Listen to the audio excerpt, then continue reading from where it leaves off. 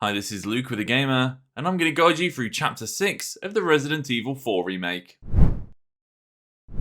Chapter 6 is the final section of the village in the Resident Evil 4 remake.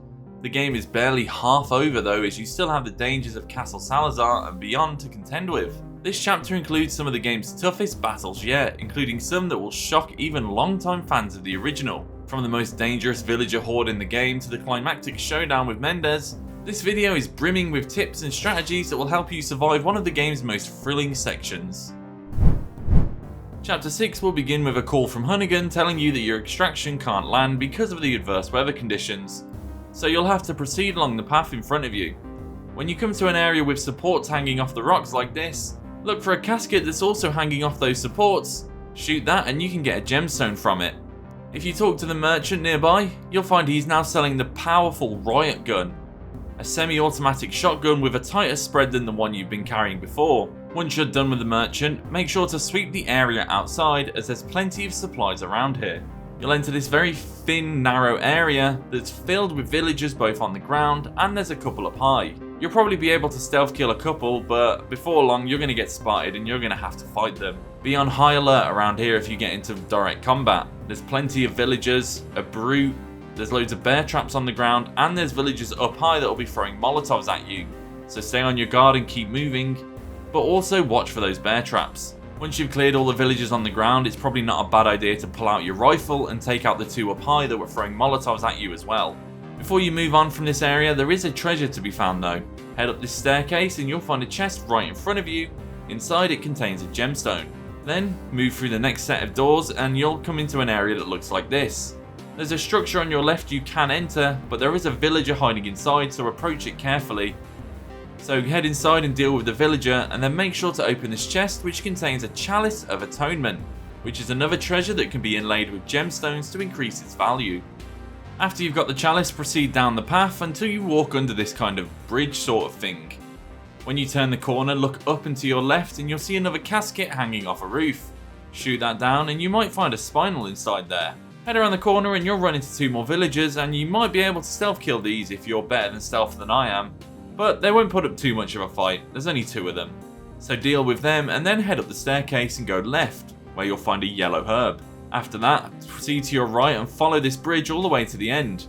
Go through the building and take the exit right in front of you, and you'll find another box that can be opened with the old Way Shrine key.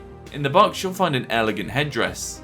Then turn around and head back into the second floor of that building, but go left all the way to the end. You'll find a ledge you can drop off and some supply boxes behind you, and there'll be two doors here that are both locked by padlocks. So smash them, and then head through the door that leads to the first floor of that building you were just in. Once you're in here, get Ashley to hide in the locker. It might seem weird for now, but trust me, this will make sense later. Grab the first aid spray on the table, then head to the end of the room and grab the crank, and prepare yourself for this.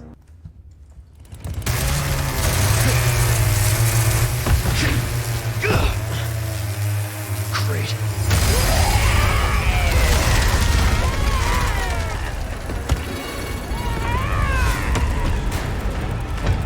Sorry, didn't realize that was yours. I am flattered, but I'm a one-lady type of guy. Not one, but two chainsaw-wielding enemies are now attacking you. The Chainsaw Sisters are just as lethal as Dr. Salvador and will kill you with a single hit. You can parry the attacks with your knife, but it will cost a significant amount of durability. And of course, this is why I told you to hide Ashley in the locker, because it's not just the sisters. More villagers will enter the room and attack you, so you will need to keep moving around, maybe go outside, and use your most powerful weapons here like your shotguns, your TMP bursts and any grenades you have to keep yourself safe and fight these villagers off. Eventually you can take down both Chainsaw Sisters and grab that crank that you need. Once you've got the checkpoint crank and cleared out the area, you can use it on a gate to proceed onwards. The path leads to a collapsed house which you can enter through a hole in the roof that's accessible by going around the back. Collect all the items inside, and then open the metal door by breaking the lock. Head through the next set of big doors and a cutscene will trigger. Once the gameplay resumes, just start running. Don't waste any of your ammo on Mendes as it won't do a thing. Shoot the villagers that get in your way, and while the houses along the path do have items in them, unless you're really far ahead of Mendes, it's too risky to try and collect them. The villagers here are less durable than the others, and most can be killed with a single headshot even from a pistol. So use this and the red barrels along the path to your advantage. Keep moving and only stop to fire or reload if you have to, as slowing down will ensure that Mendes catches you. At the end of the path, the villagers will destroy the bridge ahead, so take a sharp left and run onto the wooden scaffolding to trigger a cutscene. After this cutscene ends, head forwards and you'll run into our old friend the merchant. So sell any treasures, buy any upgrades, and get ready for what's about to come. As you enter the barn, make sure all of your weapons are fully loaded, do any last minute crafting if you need to, and as you enter the barn make sure you grab this red herb, because once you move further enough in, this will happen.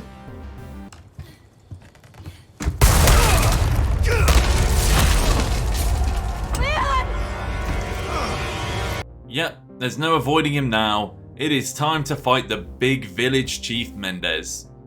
Start the battle by immediately climbing up the ladder to the left and gathering all the items that are up here. You won't be able to climb up here later when the fire progresses, so it's a good idea to make sure you get everything now. The first stage of the battle is similar to the fight with El Gigante earlier. Watch for indicators to dodge his attacks, and attack him whenever you can. If you picked up the riot gun, it is great for this fight. Aim for the head and torso to stagger him and deal heavy damage with a melee attack when he's down. When the second phase of the fight begins, the flames engulfing the building will start to close in, limiting your movement. Mendes will start throwing burning planks at you, and if he readies two at once, stay in the center of the room to avoid them. However, if he readies one but keeps the other back, move all the way to the left or right, then quickly sprint in the other direction as he throws to avoid the first plank and the second one he immediately follows it with. And keep an eye out for when Mendes readies red barrels, because you can shoot them to blow it up in his face. After he takes enough damage, Mendes will move back to the foreground, evade his attacks as indicated and keep shooting at him until he falls to the ground, where you can knife him. Keep repeating this process and dodging his attacks until Mendes is defeated. After he's finally defeated, make sure you grab his eye because it's a treasure you can sell to the merchant, then leave through the window to the left. Back outside, follow the path uphill, and when you first start to see the castle, look up. There's a casket in the tree above with a gemstone inside. Finally, cross the drawbridge to enter Castle Salazar and bring an end to this chapter.